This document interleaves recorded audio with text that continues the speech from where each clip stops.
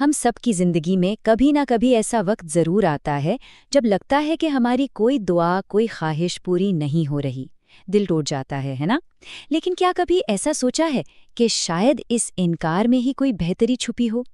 آج ہم سمیر کی کہانی کے ذریعے اسی راز کو سمجھنے کی کوشش کریں گے کہ کیسے کبھی کبھی خواہشات کا پورا نہ ہونا ہی اللہ کی سب سے بڑی حکمت اور رحمت ہوتی ہے۔ تو چلیے سب سے پہلے اس ایک اہم سوال پر غور کرتے ہیں، کیا ہر دعا قبول ہوتی ہے؟ یہ ایک ایسا سوال ہے جو زندگی کے کسی نہ کسی موڑ پر ہم سب کے ذہن میں آتا ہے، خاص طور پر تب جب ہم کسی چیز کے لیے بہت شدت سے دعا کر رہے ہوں۔ تو اس سوال کا جواب ہمیں شاید سمیر کی کہانی میں ملے۔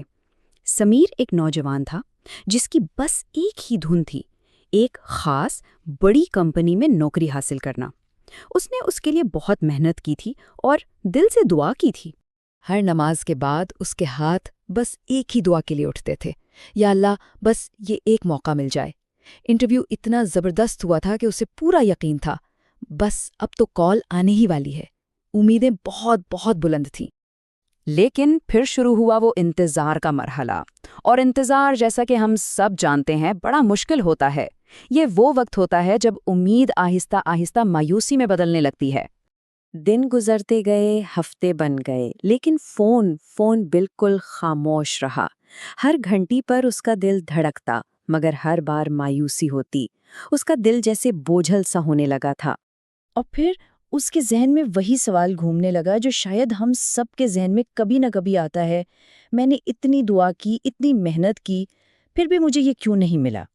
یہ ایک ایسی کشمکش ہے جو انسان کے یقین کو ہلا کر رکھ دیتی ہے۔ اور جس چیز نے اس کی مایوسی کو اور بڑھا دیا وہ تھی اس کے دوست کی ایک کال۔ اسے اسی کمپنی میں نوکری مل گئی تھی۔ اب سوچئے، سمیر نے دل پہ پتھر رکھ کر مبارکباد تو دے دی، لیکن اندر سے وہ ٹوٹ سا گیا تھا۔ لیکن جیسا کہ کہتے ہیں نا، جب ایک دروازہ بند ہوتا ہے تو اللہ کوئی دوسرا بہتر دروازہ کھول دیتا ہے، اور سمیر کے ساتھ بھی کچھ ایسا ہی ہونے والا تھا۔ کچھ عرصے بعد اسے ایک دوسری جگہ سے نوکری کی پیشکش ہوئی۔ ہاں، یہ کمپنی چھوٹی تھی، پہلی والی کی طرح بڑا نام نہیں تھا اس کا، تنخواہ بھی تھوڑی کم تھی، لیکن یہاں کچھ ایسی چیزیں تھیں جو وہاں شاید کبھی نہ ملتیں، جیسے کہ کام کا ماحول بہت اچھا تھا، نئی چیزیں سیکھنے کے موقع تھے، اور سب سے بڑھ کر خاندان کے لیے وقت تھا۔ تو سمیر نے نئی نوکری شروع کر لی، مگر دل کی کسی کونے میں ابھی بھی اس ڈریم کمپنی کا خیال تھا۔ وہ ابھی تک نہیں جانتا تھا کہ پردے کے پیچھے کی اصل سچائی کیا تھی۔ اور پھر کچھ ہی مہینوں بعد وہ سچائی سامنے آ گئی۔ اس کمپنی کے بارے میں کچھ ایسی خبریں ملیں جنہوں نے ساری تصویر ہی بدل کر رکھ دی۔ پتہ چلا کہ وہ ڈریم کمپنی تو مسائل کا گھر بنی ہوئی تھی۔ وہاں بڑے پیمانے پر لوگوں کو نوکری سے نکالا جا رہا تھا، یعنی لے آفس ہو رہے تھے۔